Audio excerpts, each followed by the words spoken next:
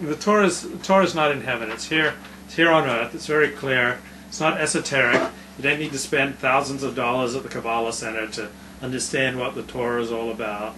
It's not, Judaism is not primarily a mystical system.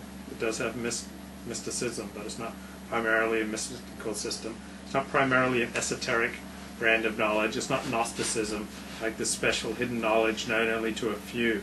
And you have to spend thousands of dollars for classes to get access to it. So Judaism is not primarily a philosophical system. There is philosophy in Judaism. But Judaism is primarily a very practical, day-to-day guide to lead a holier and kinder and finer, more ethical and more just life. It's very practical. It's right here. You can pick up the Torah with a good commentary. You can study it. You can go to free classes. You don't have to spend thousands of dollars for landmark forum. You don't have to get audited by the Scientologists. You don't have to pursue these cults and throw money seeking this special hidden knowledge.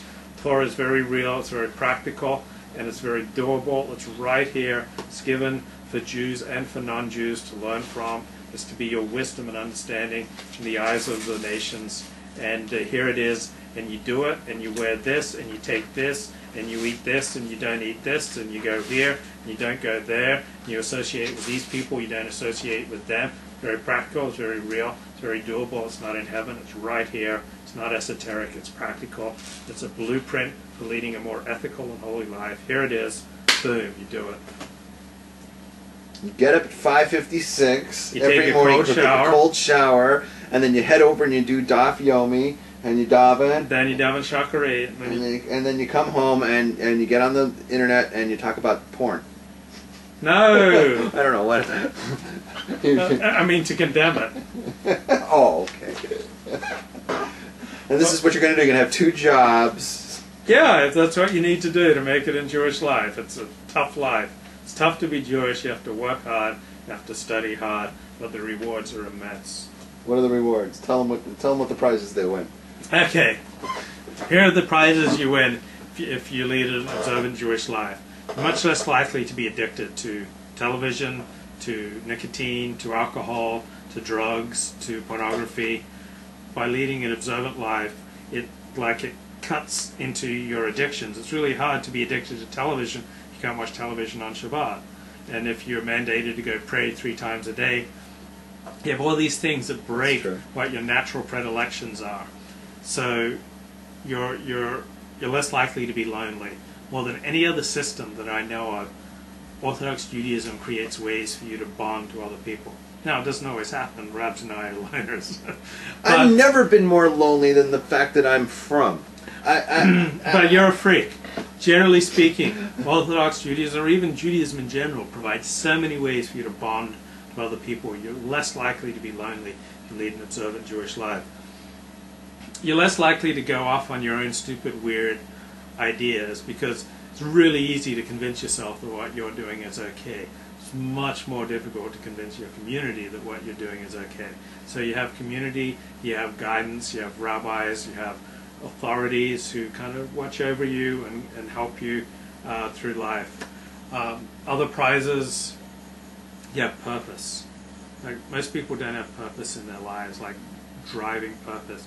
Purpose is to represent God on earth, to represent ethical monotheism, to call the world to God and His moral law, call them not by passing out tracts so much, but by leading a Jewish life, a distinctly Jewish life, by observing the Sabbath, by observing the dietary laws, and following the Torah. So you have purpose, you have excitement. There's so much of a rhythm to the Jewish week, to the Jewish calendar, so many holidays and fast days.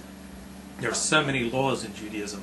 So one of the key ingredients of sexual excitement is the desire to sin.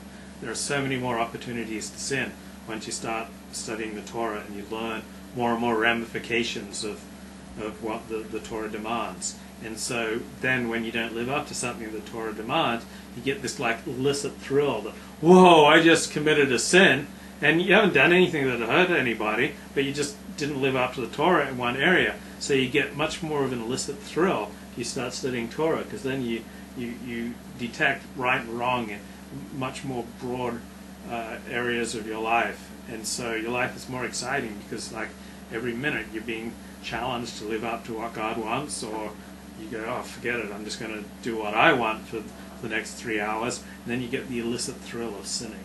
You don't get that thrill of sinning unless you immerse yourself in Torah. So those are some of the benefits. By any observable standards, people leading an observant Jewish life lead better quality lives. They have better quality family lives. They do better economically. They're better educated. Do you have the statistics? Yeah. Read the book Why the Jews: Reason for Anti-Semitism. It's one of the key components of why people hate Jews is the higher quality of Jewish life. Wherever Jews have been, and they've been free, they've lived higher quality lives than the people around.